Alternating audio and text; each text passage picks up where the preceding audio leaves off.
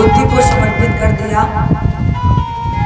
इधर कन्हैया वापस चले और उधर भीष्म पितामह मकर संक्रांति सूर्य उत्तरायण हुआ, इन्होंने महात्याग कर दिया।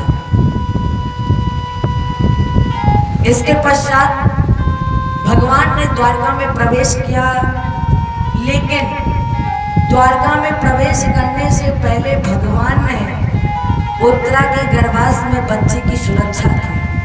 देखो भगवान या तो जब इस धराधाम पर आए तो भक्त के पहले आए या भक्त के बाद आए, लेकिन उत्तरा ऐसी महिला है जहां पर भक्त और भगवान दोनों हैं। जैसे ही इस बच्चे का जन्म हुआ, इसका प्रथम नाम रखा गया विष्णुरा। इसी का दूसरा नाम है परीक्षित। युधिष्ठिर ने 3 अश्वमेध कराए, भगवान कृष्ण प्रत्येक यज्ञ में आए। तीसरे में भगवान अर्जुन को लेकर के द्वारका गए, जहां पर अर्जुन के साथ भगवान 7 मास तक वास किए। और अब की बार जैसे ही यह हुआ, कृष्ण नहीं आया। युधिष्ठिर ने पूछा भगवान नहीं आए, अर्जुन ने कहा वो 7 मास अब नहीं आएंगे। तो युधिष्ठिर ने राजा को परीक्षित बनाया, उत्तराखंड की यात्रा की। परीक्षित का जब राज प्रारंभ हो गया तो राजा परीक्षित ने अपने मामा की पुत्री इरावती से विवाह किया। सा उदरस जस तनया मुपेने इरावती। इरावती से विवाह किया, जिनसे 4 पुत्र पैदा हुए, जनमेजय, सुतसेन, भीमसेन और उग्रसेन। परीक्षित के 4 पुत्र पैदा हुए। ये वो धर्मात्मा परीक्षित है जिन्होंने कलयुग को जीता है। राजा परीक्षित ने ही कलयुग को जीता। सूत जी ने कहा जब राजा परीक्षित ने कलयुग को जीत लिया तो फिर बंधन मुक्त क्यों नहीं हुए? मुझे ये वृत्तांत सुनाइए। सूत जी ने कहा राजा परीक्षित जब दिग्विजय करते हुए यदा परीक्षित कुल जांग विलेशवा अगले प्रतिष्ठा निज चक्रवर्ती के। जिस समय राजा परीक्षित कुल जांगल प्रवेश में रुक गए, दिग्विजय के लिए एक दिन इन्होंने सरस्वती जी के किनारे एक विचित्र दृश्य देखा। तत्र गोविदुनम राजा हनुमानम नाथवत अतंजा हस्तम चवृखलम ददृशे नपलालचनम। राजा परीक्षित ने सरस्वती जी के किनारे देखा एक गाय जिसके पीछे बैल बंधी हुई, पैर टूटे हुए और एक पैर से चल रही है। काले रंग का राजा मूसल से चोट कर रहा है। गाय बार बार पीछे मुड़ करके देख रही है और कह रही बेटा तुम इसलिए रो रही हो ना कि धर्म नष्ट होता जा रहा है और अधर्म बढ़ता जा रहा है। संत का, देवताओं का अनादर हो रहा है, ब्राह्मणों का अनादर हो रहा है। परीक्षित ने कहा इसका मतलब ये बैल नहीं है, ये बैल नहीं है। अरे धर्म को जानने वाले धर्मात्मा कौन हो तुम?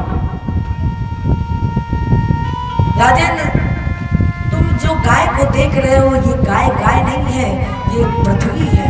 मैं बैल नहीं हूं, धर्म हूं। ये समय जो आप देख रहे हैं ये कलयुग है। देखिए धर्म के 4 चरण हैं। धर्म के 4 चरण है। धर्म का पहला चरण है तपस्या। और कलयुग इतना भारी हो गया है कि तपस्या अब नष्ट हो गई, रही नहीं है। पहले लोग तपस्या करते थे तब परमात्मा मिलते, तब तो तपस्या नाम की ये चीज नहीं है। पहला धर्म है तपस्या, दूसरा धर्म है पवित्रता। अब धीरे धीरे करके पवित्रता भी समाप्त होती जा रही है। तीसरा धर्म है सत्य। सत्य भी शून्य हो गया है। 24 घंटे लोग इतना झूठ बोलते कि झूठ बोलते बोलते कब सच बोल देते उन्हें पता ही नहीं चलता। अब तो झूठ की आदत हो गई है। एक बार हमने देखा, स्वयं अपनी आंखों से देखा, एक मान जी के पास फोन आया, पूछा महाराज जी कहाँ हो? बैठ के खुद छेना के रसगुल्ला खा रहे हैं और फोन में कह रहे हैं कि हम झांसी के खड़े हैं, बताइए इतना झूठ। और सबसे बढ़िया जो यंत्र आया है झूठ बोलने का, सबसे अच्छा यंत्र पता है कौन सा है? फोन। हमारी समझ में अगर हमको 1 मिनट के लिए नेता बना दिया जाए, बनाया तो वैसे जाएगा नहीं, लेकिन 1 मिनट के लिए अगर नेता बना दिया जाए तो सबसे पहले हम इसी का ही नाम चेंज करें, बदले। इसको मोबाइल नाम नहीं होना चाहिए था, इसका नाम होना चाहिए था झूठ प्रसारण केंद्र। बैठे घर में बता दो झांसी के किनारे खड़े हैं, सबसे बड़ा सबसे खराब अगर कोई है तो मोबाइल है, झूठ प्रसारण। मानस में संकेत दिया गया क्या? झूठ ही लेना, झूठ ही लेना।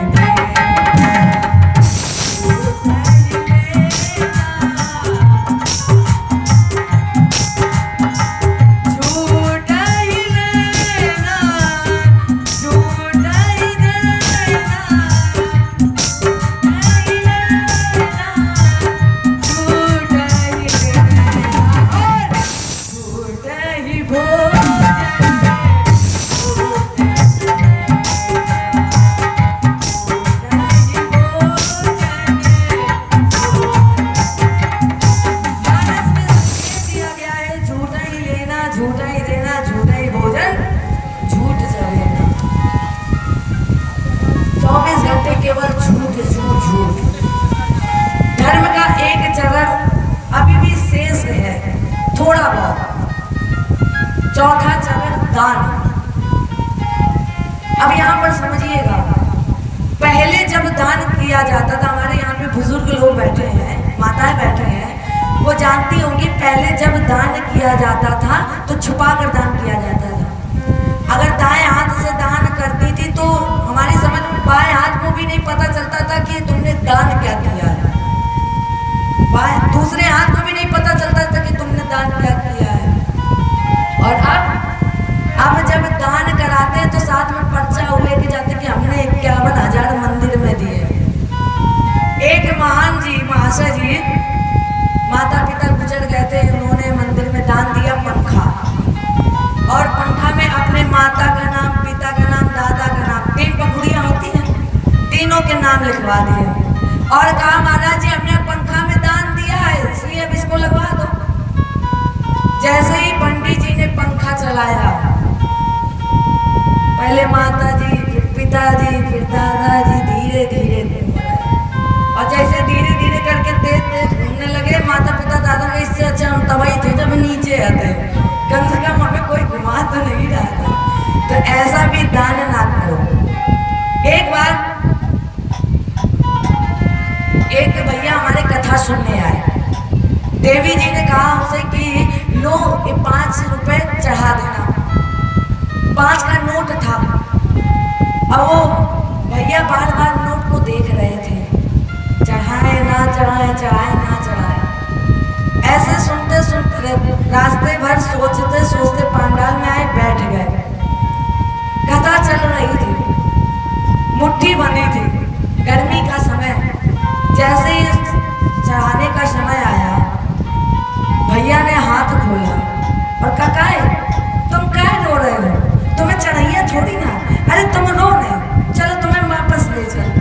और भैया ने वो 5 रुपए रखे जेब। अब बताओ गीला तो हो ही जाएगा गर्मी के समय में, तुम रो मत, हम तुम्हें चढ़ाएंगे नहीं, जेब में रखे घर पहुंचे। देवी जी ने पूछा स्वामी चढ़ाया? स्वामी ने कहा देवी चढ़ाने की बात करें, अरे वो इतना रो रहा था कि हमसे उसका रोना देखा नहीं गया, इसलिए हम वापस नहीं कर सके हैं। इसीलिए कहा जाता है जब मन में आए कि हमें दान करना है, उस समय तुरंत दान कर दीजिए। आपने अगर रोक दिया बाद में करेंगे तो फिर बाद में वो दान नहीं होता। आप इकट्ठा 1 लाख ना दीजिए, आप एक एक करके देते जाइए। और कभी जब भी आप किसी को भोजन कराएं तो भोजन कराने के बाद जो दक्षिणा देते हैं 51, तो हमने देखा है कि कुछ लोगों के पास 1 रुपया नहीं होता तो वो कहते हैं अभी 50 ले लीजिए, आप कल किसी और दिन दे देंगे। तो ये कार्य कभी मत करिएगा, उधारी कभी मत रखिएगा। जितने हो 50 हो 10 हो आप श्रद्धापूर्वक दीजिए, लेकिन कभी ये मत कहिएगा कि 1 रुपया बाद में दे देंगे, वो रुपये आपका कर्जे में चला जाएगा। इसलिए हो सकता है वो आपको ना याद हो, अब वो ना उसे याद हो, इसलिए जो हो श्रद्धा पूर्वक। ऐसा भी दान मत करना कि महाराज जी माता पिता पंखा में डोल रहे हैं। दान जैसे ही मन में भाव आए आप तुरंत दान करिए। राजा परीक्षित ने कहा जब कलयुग का भेदन कर लिया तो फिर कलयुग भयभीत क्यों हो गया, कांप क्यों रहा है। राजा परीक्षित के चरणों में आ गया, सर झुका लिया। राजा परीक्षित ने कलयुग को रहने के 4 स्तंभ दिए।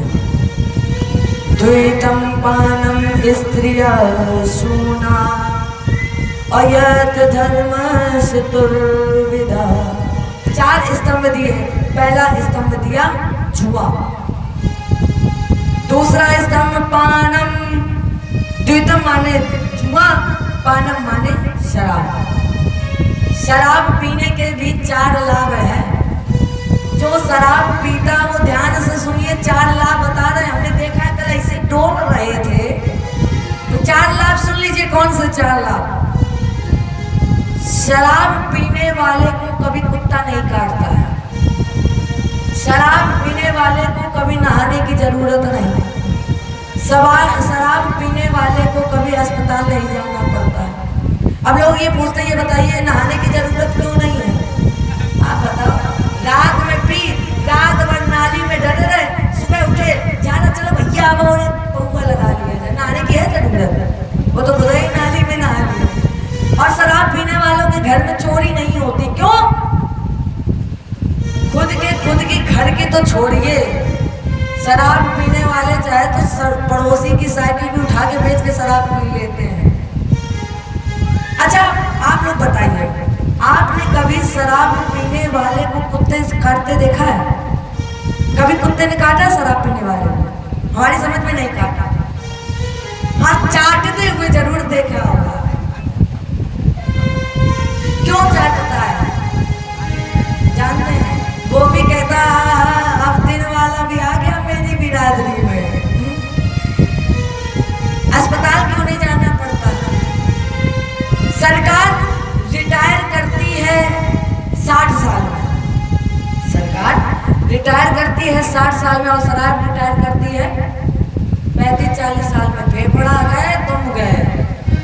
बढ़िया 4 लाभ है, इसलिए अब या तो 4 लाभ के ये तुम उपयोग कर लो। हम तो कह रहे भैया छोड़ दो जो पीता हो, काहे तुम 35 साल में ही परमात्मा की शरण में जाना चाहते हैं। और जैसे ही ये 4 स्तंभ मिले, राजेंद्र एक स्थान और दीजिए। कौन सा स्थान? सोना। कौन सा सोना? वो वाला सोना थोड़ी है।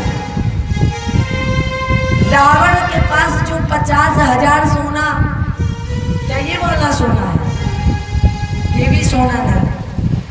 विभीषण ने भगवान के चरणों में अनुराग किया, वो वाला सोना, वो भी सोना नहीं। फिर कौन सा सोना मांगा है?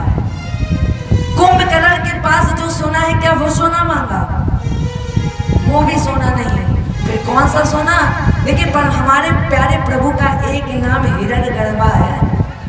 हिरण्य माने होता है सोना, हिरण्य माने सोना। अब हम यहाँ पर विवेक का प्रयोग करें कि किस सोने में भगवान है और किस सोने में भगवान नहीं है। धर्म से कमाया गया धन भगवान का, तो इसमें सोना है। और अधर्म से कमाया गया धन, पाप से कमाया गया धन, अनीति से कमाया गया धन, वो कलयुग है। राजा परीक्षित के सर पर तब तक कलयुग नहीं बैठा जब तक राजा ने पैतृक संपत्ति का भोग किया। कब बैठा? जब राजा परीक्षित ने पापी जरासंध के मुकुट को सर पर बांध लिया, और जैसे ही मुकुट बांधा, इस मुकुट के माध्यम से इसके सिर पर कलयुग बैठ गया। एक बार परीक्षित जाते जाते एक श्रमिक आश्रम पर पहुंचे। महात्मा जी समाधि में बैठे हुए थे, इन्होंने प्रणाम नहीं किया। देखो यहाँ पर मृत्यु की नींव लग गई। जब इन्होंने महात्मा जी को प्रणाम नहीं किया तो उनकी पहली मृत्यु निश्चित हो गई। दूसरा अपराध इनसे ये हुआ, एक मरा हुआ सर्प था, और इसी मरे हुए सर्प को राजा परीक्षित ने शमिक ऋषि के गले में डाल दिया। और जैसे ही शमिक ऋषि के गले में डाला, परिणाम स्वरूप शमिक के पुत्र संगी जी ने इन्हें श्राप दे दिया। इति लंघित मर्यादम तच्छते शतमे हनि, अहो अधर्म पालाना पिंडवान बलि भुजानो। जिसने भी ये धर्म किया है, ये अधर्म किया है, वो कान खोल करके सुन ले। आज के बाद ठीक 7वें दिन तक्षक नाग के काटने से उसकी मृत्यु हो जाएगी। जैसे ही राजा परीक्षित को पता चला तो इन्होंने सोचा कि अब दुनिया का त्याग कर देना चाहिए। राजा परीक्षित ने तुरंत त्याग का निर्णय किया और जन्मेजय को राजा बना करके मुजफ्फरनगर शुक्लताल वट वृक्ष की शीतल छाया में उपस्थित हुए। यहाँ पर संत संप्रदाय का आगमन हुआ। भृगुड़ वशिष्ठ चवन से गौतमो और मेवातिथिर देवल देवनाथो, रामस कथा गदी सुतस शाकलो, अम्रकुंड पुत्रो त्रिजपितलागा।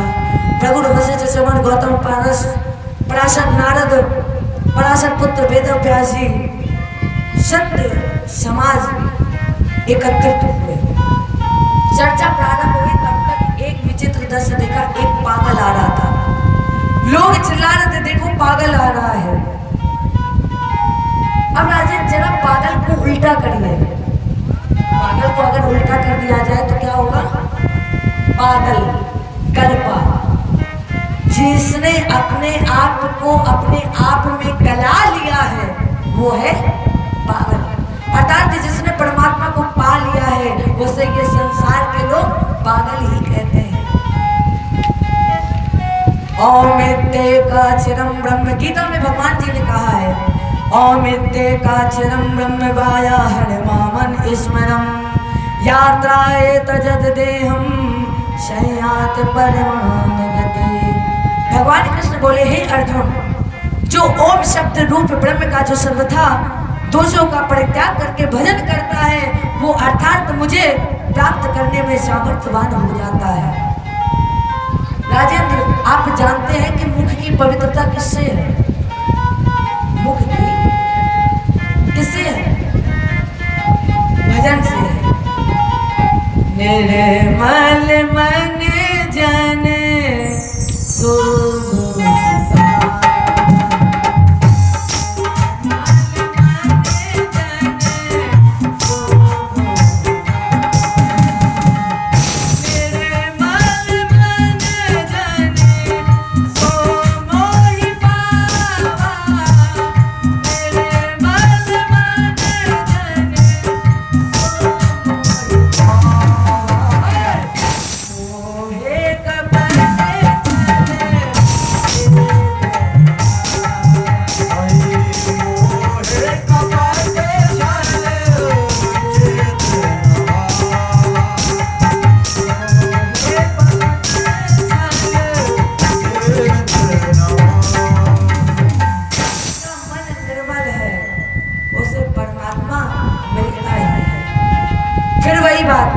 पवित्रम यदि नाम नामम, हृदय पवित्रम यदि ब्रह्म गानम, हस्तौ पवित्रम यदि पिंड दानम, पादौ पवित्रम यदि तीर्थ गमनम। राजेंद्र, अगर कल्याण चाहते हो तो सुलभ उपाय है, सर्व सुलभ उपाय है। ओम ब्रह्मात्मा अस्तु। ठाकुर जी, सब कुछ आपका ही है, मेरा कुछ नहीं है, क्योंकि तेरी सत्ता के बिना हे प्रभु मंगल है मूल, और पत्ता तक हिलता नहीं, खिले न एक फूल। राजेंद्र, जब भी मौका मिले 24 घंटे में एक बार भगवान का नाम जरूर लगाएं। भगवान के सामने ऐसे बन जाइए जैसे आपको जानते ही नहीं, शून्य बन जाइए। और जिस दिन आप परमात्मा के सामने शून्य बन जाओगे, आप बताइए, आप स्वयं परमात्मा के सामने बड़े बनोगे, परमात्मा को दिखाओगे कि मैं हूं केवल, तो क्या परमात्मा आपको मिलेगा? परमात्मा तो तब मिलेगा जब आप जानोगे कि मैं परमात्मा के सामने कुछ भी नहीं। अच्छा, मेरे पास एक नंबर है, परमात्मा से मिलने का एक नंबर है। कौन कौन हमारे प्यारे प्रभु से मिलना चाहता है।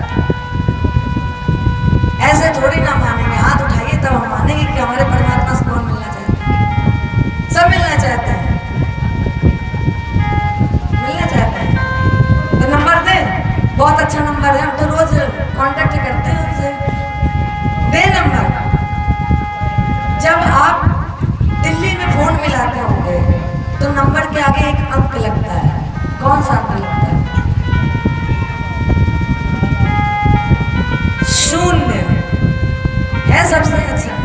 परमात्मा से मिलने का अंक यही है, 0। जिस दिन परमात्मा के सामने आप शून्य बन जाओगे कि हम कुछ नहीं जानते, परमात्मा जो कुछ है आप है, उस दिन परमात्मा आपको, बोलिए राधे सरकार की जय हो। परमात्मा के सामने कभी बड़ा मत बनना, हमेशा नीचे ही बने रहना। मोह मोल बहुसूल पद, केवल राजेंद्र एक बार, मोह मोल बहुसूल पद त्याग उत्तम अभिमान। परमात्मा के सामने आप त्याग दीजिए अभिमान, केवल उसकी शरण। और राजेंद्र जहां तक आपको दृष्टि गोचर हो रहा है वो सब परमात्मा की कृपा से ही हो रहा है। वो सब कुछ सत्य की धुरी पर टिका हुआ है। आइए, इसके पश्चात ब्रह्मा जी के नारी के 2 भाग हुए, एक बना नर और एक बना नारी। नारी का नाम है शतरूपा और नर का नाम है स्वयंभू। हिरण्यकश्यप और हिरराज। हिरराज ने पृथ्वी का हरण किया और पृथ्वी के अवतरण के लिए भगवान ने ब्रह्मा जी की नासिका छिद्र से, देखिए 24 अवतारों में भगवान का एक अवतार होने जा रहा है। कितने छोटे बनकर आए? अंगूठे के रूप में ब्रह्मा जी की नासिका छिद्र से भगवान ने अवतार लिया, जिनका नाम रखा गया वराह। जय बोलिए वराह भगवान की। और जैसे ही वराह भगवान का जन्म हुआ, वराह भगवान ने हिरराज का उद्धार किया। हिरराज का उद्धार करने के बाद पृथ्वी पर जो दाढ़ थे, जो बाल झड़ गए, वही यहाँ पर दाढ़ बन गए। अब ये जानिए वराह क्या है और हिरराज क्या है। वराह है संतोष और हिरराज है लोभ। एक बात बताइए, परमात्मा आपको सब कुछ दे दे, सब कुछ दे, बढ़िया पकवान दे, खाने के लिए, रहने के लिए मकान दे, और संतोष ना दे, तो आपको नींद आएगी? आपके पास, आप झांसी के स्टेशन में, रात्रि का समय, रात के 12 बजे, आपके पास 50 लाख रुपए, आप जानते हैं यहाँ पर कोई नहीं है, केवल आप हैं और वो 50 लाख रुपए, आप लेट गए, तो आप बताइए आप सोगे कि बार बार उस 50 लाख रुपए को देखोगे? हमारी समझ में रुपए कोई देखो, फिर भी जानते हो कि यहाँ पर कोई नहीं है। संतोष कब है? जब परमात्मा तुम्हें 2 रोटी दे दे खाने के लिए और अच्छा सा बिस्तर दे दे, बिस्तर पर जाते ही 2 मिनट ना लगे और आपको अच्छी सी नींद आ जाए।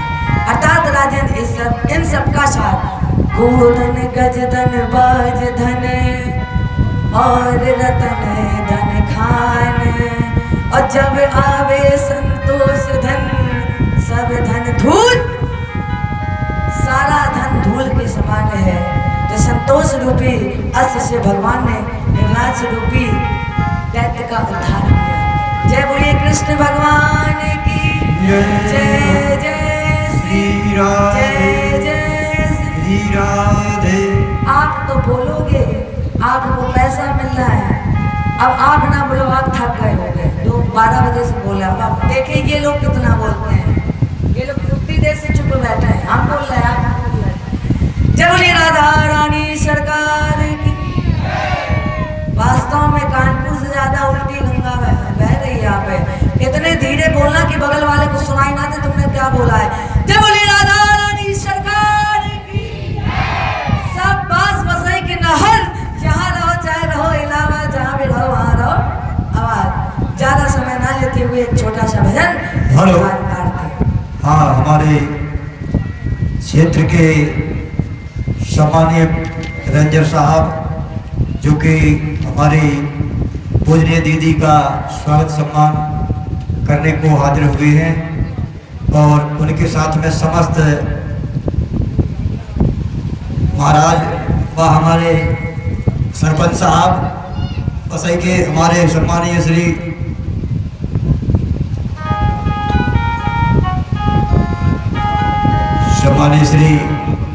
बड़े भाई साहब गुलाम भाई साहब, हमारे प्रवक्ता सम्मानीय माताजी भैया, हमारे महाराज श्री महेंद्र तिवारी जी पत्रकार जी और हमारे समस्त वसई क्षेत्र के वरिष्ठगण।